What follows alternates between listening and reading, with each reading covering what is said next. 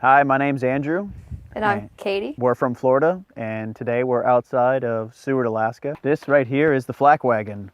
FL being Florida, AK being Alaska. We drove all the way from Key West to the end of the road in Homer, and here we are in Seward now. We quit our jobs and we decided we wanted to travel for at least a year was our original plan, and not really knowing exactly what we were going to do up here, just wanted to go for the adventure. So the trip up here mechanically went off without a hitch. We spent a lot of time and effort repairing or pre-repairing any wearable parts that could go out. Spark plugs, brake pads, rotors, leaf springs have been beefed up. Pretty much everything was prepared for the trip beforehand. Haven't had to make a single repair since then, other than, breaking a few hinges here and there, getting yanking doors off. So this is our kitchen. This is where we do all of our cooking. We actually made these wood pieces to fit on the doors, and I painted them, and he did most of the woodwork. And on here we put some of our leftover vinyl countertop.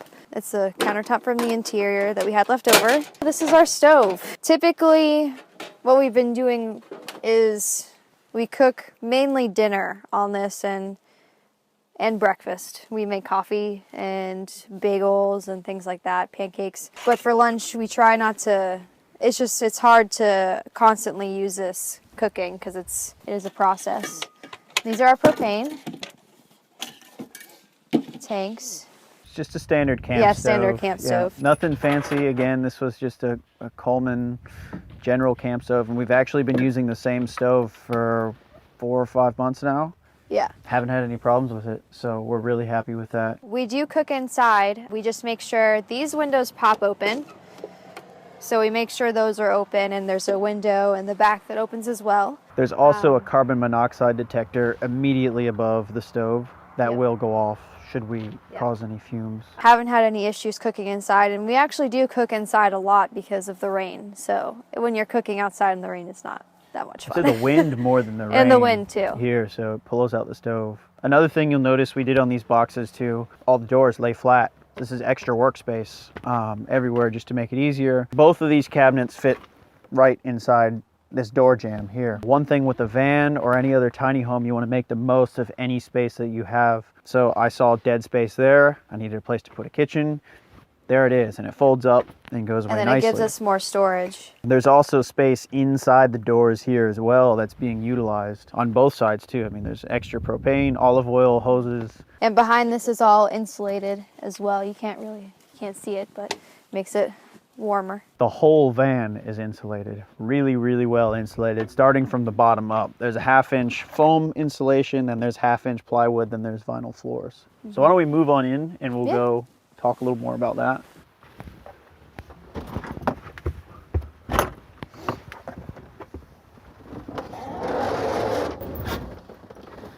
This was probably my greatest junkyard find. I found a Sportsmobile in a junkyard, and the guy didn't know what it was, and he charged me $50 for the roof.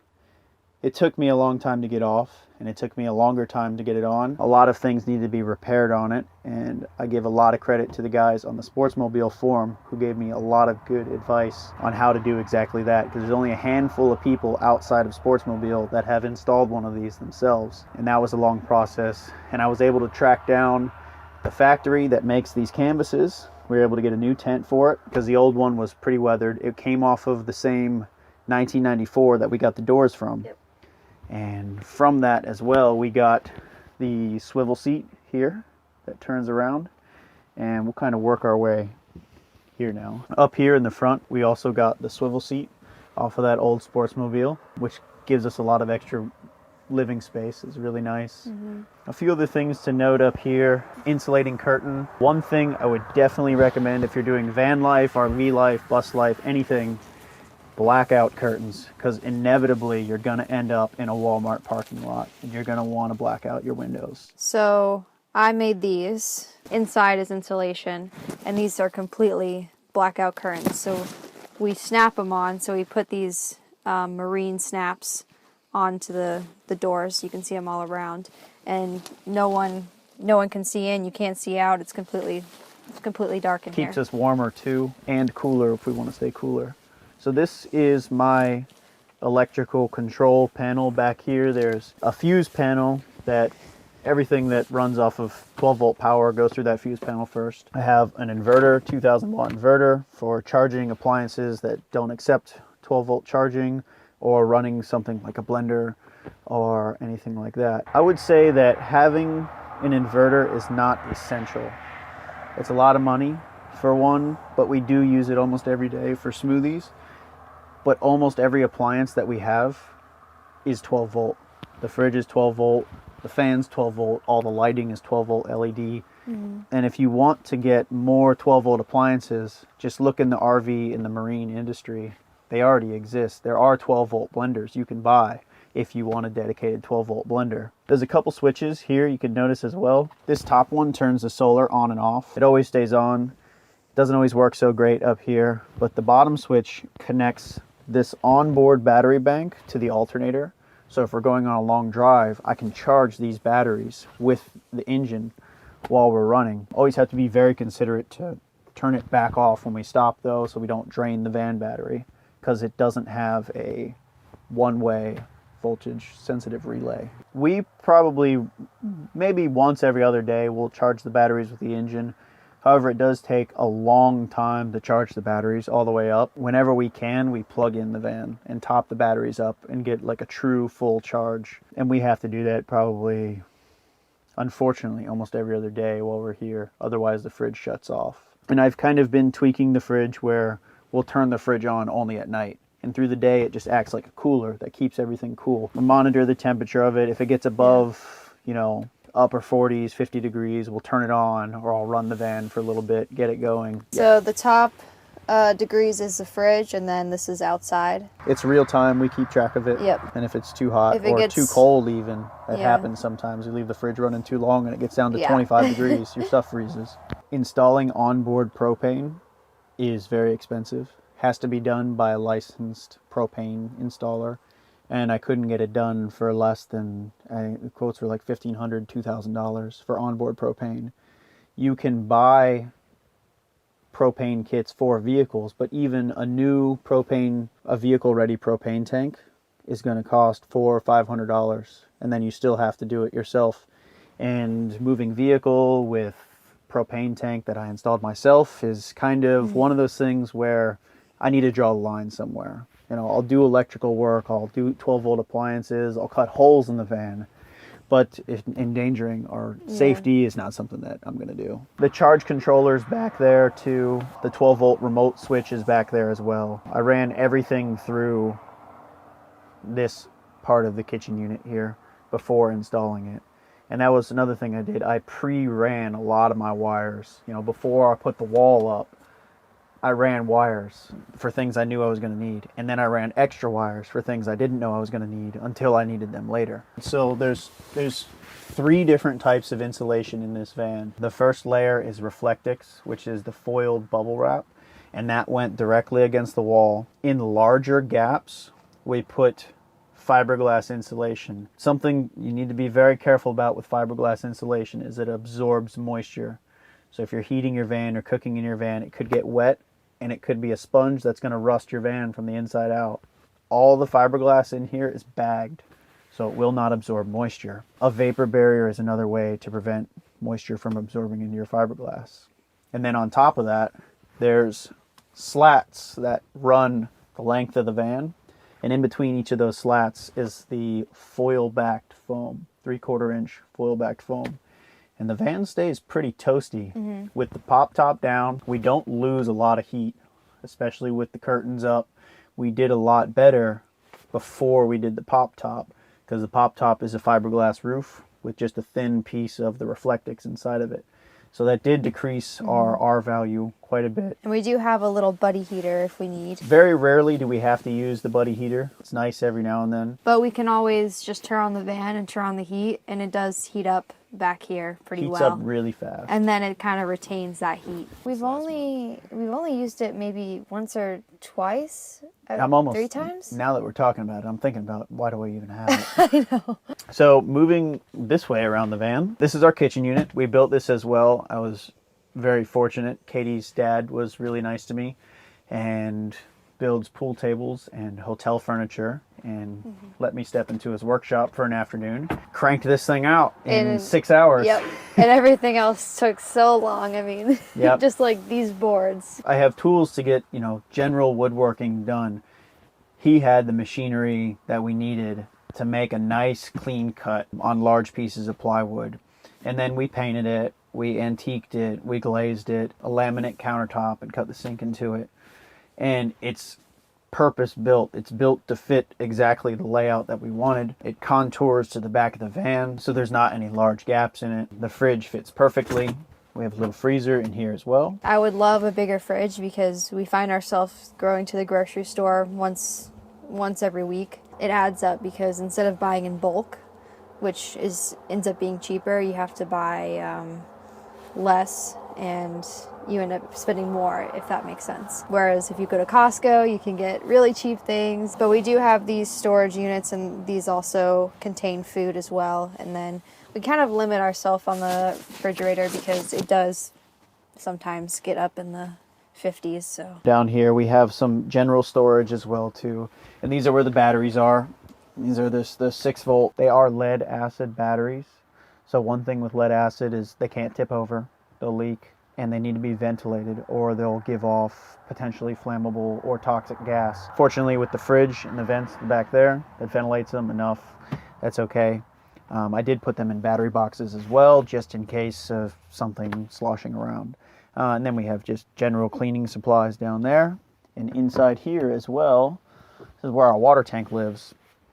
And this is another scenario where I built a water tank, or bought a water tank that fits perfectly inside the kitchen. And I had the fridge, and I knew which water tank I was going to get, and I had the batteries before I built this kitchen unit, and the sink as well. So I knew exactly what size this thing needed to be. And the 16 gallons doesn't sound like a whole lot, but that's enough to last us easily 3 days for cooking, probably 5, washing. I mean, we've probably gone a week on just that water tank alone. Just try to be considerate washing dishes. So we usually fill up the sink maybe halfway, and then we try to conserve water that way instead of leaving the sink running. We don't leave the sink running brushing our teeth, and it's kind of eye-opening. You realize how much water you use. And it runs on a 12-volt pump as well. And this is just an RV water tank pump. I have it on a switch, so we'll turn the pump off when we're done, and that's important because should you spring a leak, you don't want your pump to cycle out all your water into your van or bus. So these two are lights, and this one is a porch light that's out there, and the other two are just open right now in case I want to wire something else later. We also have a remote switch for turning on the inverter, and then 12-volt charging station. And we have one of those over here as well where we charge our phones. Yep, USB charging station on the other side. I should show them what I'm sitting on. So this is not only a nice fancy seat or footrest, but this is where we do our business. It's just a simple, self-contained toilet, and it is really not as nasty as it sounds. Yeah. This is for number one only, please. But it really is simple to take apart, and it's you don't have to get your hands dirty doing it. You just carry that tank to any toilet and dump it in, push a button, and then you're off, and that's it. So that thing has actually been really, really handy. It's nice to have your own bathroom in here when you need it. Yeah. So a lot of the times we just camp where there's no bathroom. I mean, a lot of the times we camp off the grid, I would say. Well, if we're out in the woods, I'll go to the bathroom in the woods. But if we're in a city somewhere and there's not a bathroom immediately available, this is nice to have. So this is our bed. It is in couch mode right now. So this does fold out and lock into this channel right here. And we built the frame ourselves. So the frame is just wood frame. And underneath is storage. So when we slide this all the way and we bring this piece of mattress up, we can lift up the storage unit. In our storage there, we have a lot of emergency foods, just in case we were driving on the Alcan, so we were worried that maybe we would get stuck for a long period of time. Luckily, it didn't happen. In there is also a lot of our winter gear.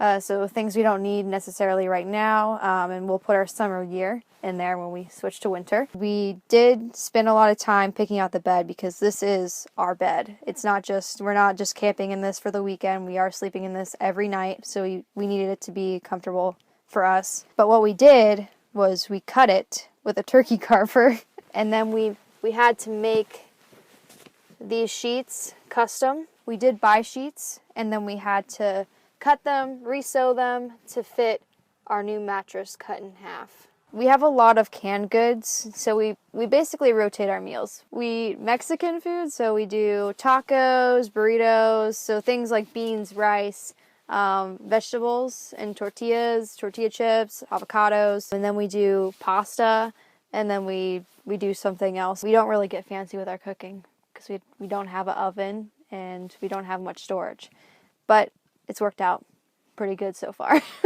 We eat well. Tell them the truth. What? Tell them that you're vegan. Oh yes, I'm vegan too. So yep, I'm a vegan. He's a meat eater. So it's a little interesting cooking for the both of us, but we make it work. This is our closet. This is all of our clothes, all of the clothes that we use. So I had to downsize a lot on my closet. These two are mine. These two are his. And then down here we have toiletries, medicine, and then we have our electronics all in here. And then we have bookshelves. So both of these back here are bookshelves, and then back here is our towels. So yeah, we had to downsize a lot of our possessions. We sold a lot of things, donated a lot of things. I went through my closet and so there's a lot of things you just don't need. That's what we found. It's pretty freeing actually to get rid of material goods. So this is something that I would definitely change, that I want to change maybe over the winter, because our stuff is just all visible, and I would rather it be in a closed space.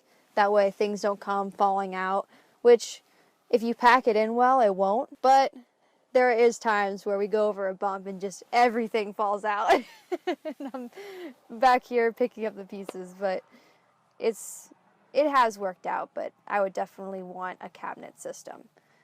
So this is a Sportsmobile penthouse. I would not recommend that anybody install one of these themselves. It's an extremely complicated system, and there's a lot of moving parts. There's a lot of dangerous moving parts here too. There's a spring here that extends to almost 6 feet long, and it's loaded with about 1,000 pounds of tension when it's all the way extended. These scissor bars come down, and it preloads the spring to aid you in popping it up, and it's supposed to spring it all the way up.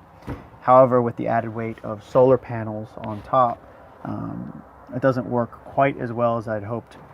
This is another thing that I'm really glad we put it on the van.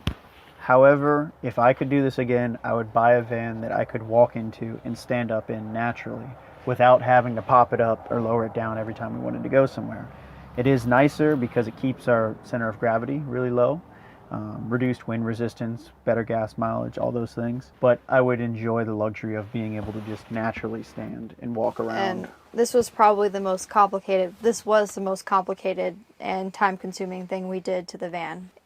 Cutting the roof off was very intimidating. I used a circular saw, believe it or not, with a sheet metal blade, and it cut through the roof like butter. That was actually really easy to do, but getting the measurements exactly right, and it was very nerve-wracking because I only had one roof, and once I cut it off, that was it. There's no going back, so I had no room for error. And having never done one of these before, I was very hesitant to do it.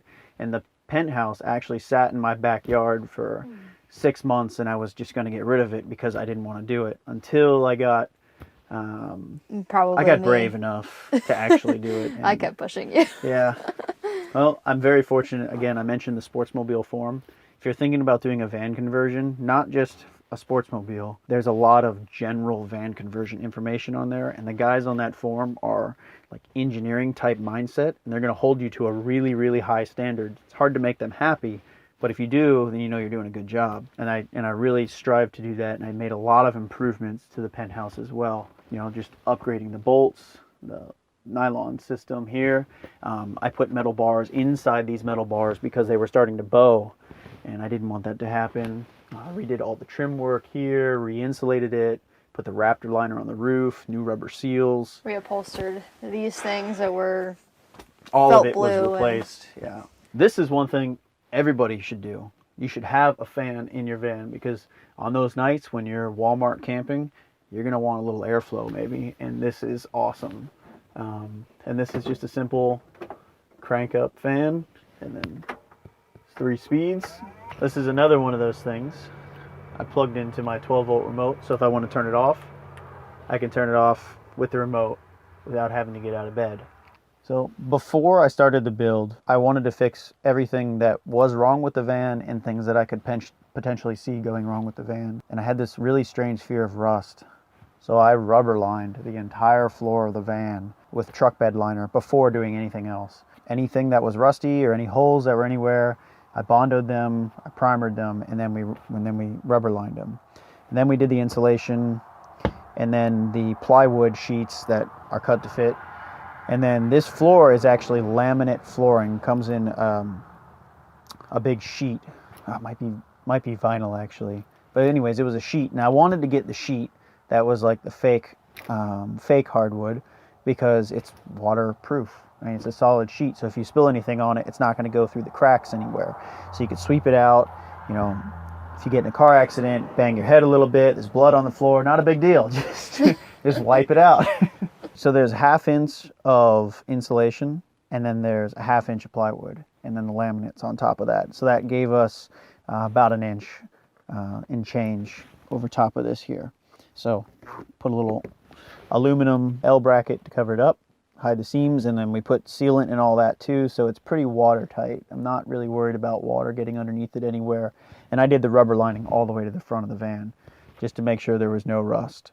So the exterior is one of the first things people notice and they ask questions about, probably more than anything, is what kind of paint is this? And this is Raptor. On the top, the black this is a truck bed coating made by a company called U-Pole. And it's a do-it-yourself kit. It's an epoxy 2-part kit. They give you the gun in the kit, and you can spray it on with just an air compressor. And it's tintable to any color. So I picked out this whitish grayish color and tinted it myself in my backyard, waited for a clear day, did all my prep work, just went to town. Turned out great. You know, I didn't intend on doing the whole van first. I did the roof initially and got some bad wind. And the black got all over the regular paint, and we could not get it off. We tried everything, every synthetic, or every solvent, every type of like synthetic cleaner, acetone. It would not come off. So I was thinking, if it's that hard to get off, let's just do the whole van. And we did. And this is what we end up with. And it's not a bad texture. Definitely adds some noise reduction to the van itself. Salt protection as well from rocks. And I've even heard some people joke that it creates like a golf ball dimple effect and gives you better air resistance. So better gas mileage. Harder to scratch. Yeah. Yep. These are BF Goodrich all-terrains. I've gone through a lot of all-terrain tires in my lifetime, done some mild off-roading and some mudding in Florida. In my opinion, this is the best true all-terrain tire that runs really well on the highway. It doesn't make a lot of noise, and it's not too hard on the wallet either. And the rims were, those were just an upgrade. I didn't really need them, but it does give me extra width with the tire, so I was able to get a little more track on the tire. That's the only benefit for that. And starting from the bottom too, the whole suspension of the van has been rebuilt. I beefed up the leaf springs, added an extra leaf. I've added a rear sway bar to help with the weight of the camper from shaking back and forth. Bilstein shocks all the way around, upgraded coil springs up front, and I replaced all the ball joints, the tie rod ends, all the bushings I replaced with polyurethane. We can kind of move up that way a little bit. I replaced the front brakes with power stop brakes and rotors, the heavy duty ones, because we've got, you know, what was an empty 5,000 poundish van is now probably 8,000 pounds, so you got a lot of extra weight. I really wanted that stopping power going downhill. And they're slotted rotors as well, so they don't overheat quite as easily. This is a 2-wheel drive. As much as I think 4x4 is awesome, this is our home. We live in this. I do not want to put my house, our house, in a position where we need 4x4 to get it out. So Although we have been in some interesting situations. that's the other thing too. We've driven to Alaska with a 2-wheel drive vehicle with an open differential, I'll add. Going up mountains. Up mountains, places we should not have been in a 2-wheel drive vehicle, and I've never once had an issue with slipping or traction or wished I had 4-wheel drive. We brought up a motorcycle, and it's a shame it's not on here right now, because this is my motorcycle rack, and it holds a Yamaha TW200. It's a small dual sport motorcycle, street legal, so we can take it anywhere. And it rode the whole way on the front of the van on the Alcan. This is just a standard tow hitch that I put up front originally. And right away I realized that the motorcycle rack was gonna sit way, way too low, and it was gonna reduce my approach angle to any hills or even a speed bump to almost nothing. So I put an 8-inch riser on it, first of all, and then put the rack on it. And all of these, the rack is weighted for 500 pounds carrying capacity. The drop or rise hitch is rated for just the same as well. So we haven't had any issues with this, surprisingly, either. That went off well. One thing that was an issue was visibility with headlights. The motorcycle blocked the headlights, so that created a whole nother problem. And I had to get snowplow headlights. Put those on there, wired them in, got some extra LEDs, kind of crudely wired them in. I didn't do anything too crazy, just some simple relays. I did have to do a little bit of welding. I mean, I made the grill out of an old RV tow kit for towing a car. I didn't do any heavy fabricating. I just modified things that already closely fit what I needed them to do. One thing that is a little bit of a bummer about these Ford vans is the headlights really aren't that great. They don't put out a ton of light. So going off-road or back trails, it's really nice to have a lot of light, especially if you're getting off the highway late at night, you're tired, Yeah. you're trying to find a place to camp Going out. down a dirt road. We've used it a number of times. Great for wildlife spotting too. Actually, when we're driving on the dirt roads, you can see coyotes or foxes much further off. We do have solar panels as well. So these are 160 watt panels. There's 2 of them. So we have a 320 watt system, and it runs into a 40 amp multi-point power tracking charge controller, an MPPT, which is the most efficient type of charge controller you can get. From there, we actually run it into 2 6-volt golf cart batteries. And I've wired them together to make a big 12-volt battery, 225 amp hours. And that battery powers everything in the van. The fridge, the lights, Water pump. the water pump, the blender for making smoothies. Everything runs off of those batteries. They're really efficient, so I had to pay a little bit of extra money to get the wattage I wanted in the smaller package that was going to fit on the roof and be light enough to work. They are mounted onto a track system that is designed for Yakima roof rack. This is another example of me modifying something slightly that already serves a purpose and just made some bolts that go right into the track. And it's adjustable too, so if I needed to slide the solar panels forward or backwards, we could, or remove them entirely, that's also possible. So we have here a swing out bike rack. I got this on Craigslist. I got most of the stuff on Craigslist. We've been planning on doing this for so long that gave us an advantage of being able to buy things used and be patient and just wait for something that we know we're going to need and buy it when we see a good deal. And I think I paid $100 for this bike rack, and its MSRP was like $550. Same thing for the motorcycle mount up front. I think I paid $150 for it, regularly $500. So if you're patient and you know you're going to build a van or you know you're going to do this, go garage sailing, look on Craigslist, go on eBay. There's deals to be had. Go to the junkyard. I love the junkyard. He loves the junkyard. Spent many hours there. We're from Florida, so the mountains is very new to us. So we have done some off-road trails, but I'm not as comfortable as he is on a bike, so I'm still learning. We're trying it out. So there was a few things that I wanted to make sure to do with the van, like as far as requirements. I wanted to be able to use all the doors at any time that I wanted to. So nothing could be permanently blocked or had to be like dismounted to access anything. That's why the motorcycle's on the front and not the back, because if it was on the back, I'd have to unload it every time I wanted to open these doors. So the swing out hitch is really nice for that. This actually mounts onto the hitch here. I did weld this additional support bracket here just to give it a little extra kind of counter that leverage, because it's a lot of weight and it hangs out pretty far. just to be putting all that torsion on that one point there. So that helps stabilize the whole system. So there's a few other little features of the van as well. I bought a 12-volt remote system and I wired up various things to it. So we have a little porch light here on the back, and this is a simple Amazon $15 kit. It's not hard to do. You just have to wire any 12-volt appliance into it. Our fan is wired into it. There's another interior light wired into it, and this rear light. I have one extra just in case I decide something else. It's not the very pretty side of the van. No, this is the this is the rear end. This is the garage. You want to show them the shower? Yeah, so this is our shower system, which surprisingly we have not used much because we only have 16 gallons on board of water. So this goes very quick.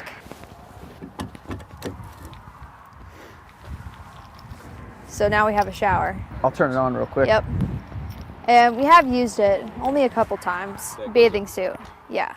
We really don't use this as often as you might think. Kind of our go-to shower is baby wipes.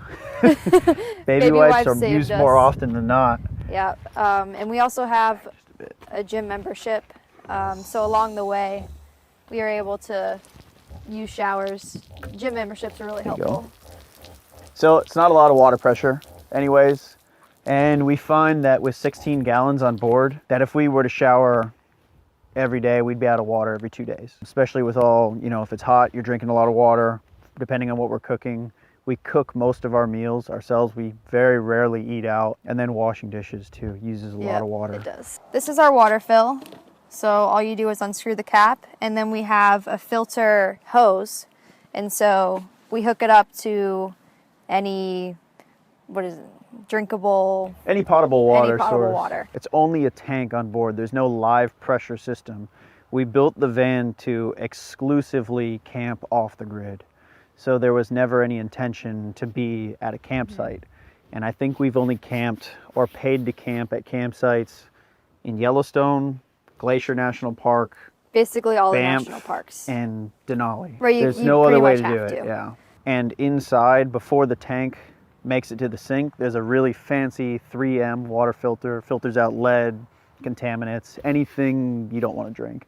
So I would feel comfortable drinking lake water if I had to. Her, maybe not so much. But also over here we have a power input. So in addition to having the solar panels, there's a 12-volt battery charger in here as well that will top up the batteries. And I've done a few things with this plug. I mean, it goes to the battery charger. It also goes to the fridge. This is the rear of the fridge here, and it's a 3-way fridge. So it can run off a 12-volt power, or it can run off a 110, and I'll flip the switch and it'll run off of the plug. So that helps the batteries charge and stay healthy that way. The fridge also does run off of propane, but I don't have it hooked up to do that. We have no onboard propane system. Yeah. But we do cook with propane. So we had to do these all as well. We had to cut the van. So I got this fridge from a neighbor of mine, a refurbished fridge out of an old 1986 pop-up camper. And this is, again, being frugal. I knew I needed a fridge, and 12-volt or 3-way fridges, brand new, of almost any size, are like $600. I was patient. I waited. I was looking around, $40 right here. And it works. It's not the most efficient machine on the market, and this is probably one of my biggest gripes currently about the van. It is using a technology, I believe it's called absorption technology. So any fridge that uses propane is really, really efficient with propane, but not so efficient with 12-volt or 110 power. And this is the biggest tax on our battery, is the refrigerator. And depending on where we are, it's a catch-22 sometimes. Here in Alaska, the weather's colder, so it doesn't take as much energy to heat the fridge. However, I haven't seen the sun except a handful of times this summer.